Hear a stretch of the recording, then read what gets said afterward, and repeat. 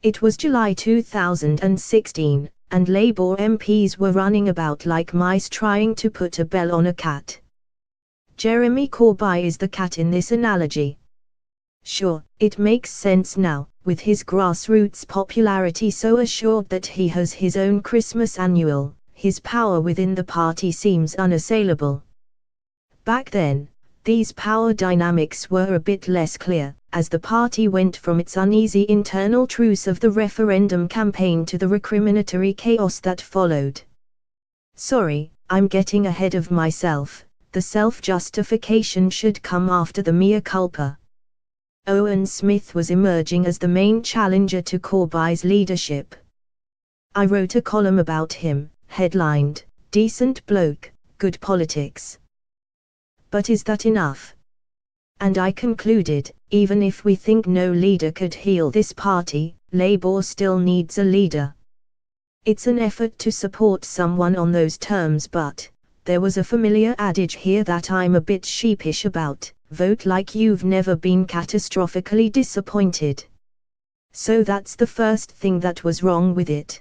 To explicitly say Smith didn't have enough to recommend him, then recommend him anyway, in some mad leap of faith, was lame. But before that it was, plainly, a disloyal act for an MP to stand against Corbyn. I believed at the time that it was Corbyn's weakness that had lost the Remain cause, his failure to make a full-blooded case, his apparent diffidence and lack of industry. Looking back, it was more complicated than that. I still think that, had he been a passionate EU supporter, voiced that passion with the same certainty that characterized his opposition to student fees, to the same audiences, he could have won the vote to remain in the EU. He could have spoken to the disaffection that drove the Leave vote and offered better answers, more creative solutions than nationalism, less destructive paths than isolation.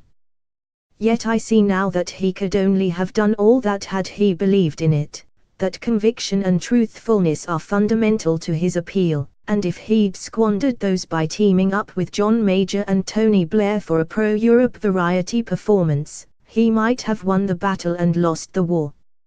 Either way, that's not the bit I'm apologizing for. I'm still on Owen Smith.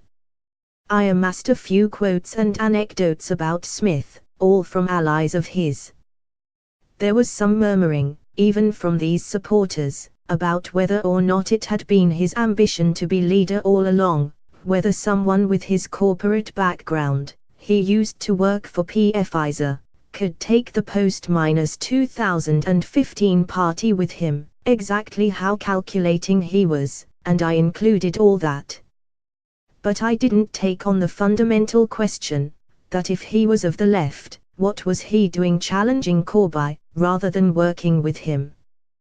Instead, I presented him as a new kind of Labour, distinct from the Kendall /Hume scene, yet with the same photogenic, affable sheen, sympathetic to the Corbyn worldview yet capable of coating it in such a way that normal people could swallow it. The only way all that could make sense was the idea that Corbyn was a busted flush, had proved himself to be incapable, and the best thing people of his persuasion could do for the party was to find someone a little bit like him to take over.